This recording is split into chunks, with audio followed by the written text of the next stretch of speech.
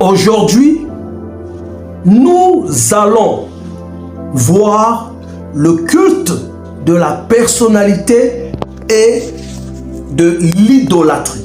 Le culte de la personnalité, c'est quand tout tourne autour de l'homme, de son image.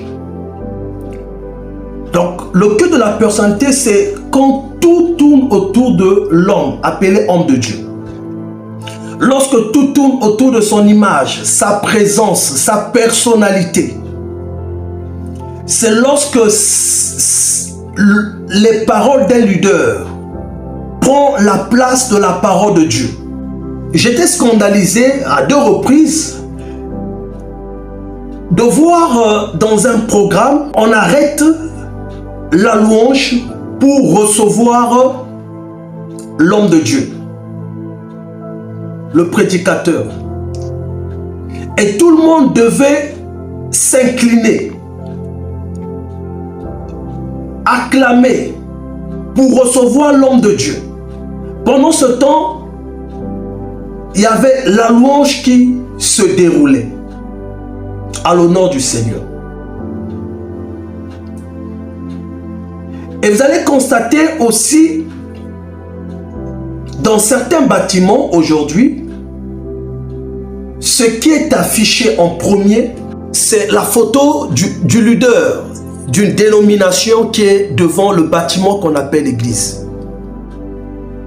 Et pire encore, à l'estrade, à l'intérieur du bâtiment. Dans certaines assemblées, même le témoignage, on ne peut pas témoigner sans citer le nom de l'homme de Dieu. Et si on fait un témoignage sans citer le nom de Dieu, alors le témoignage est incomplet.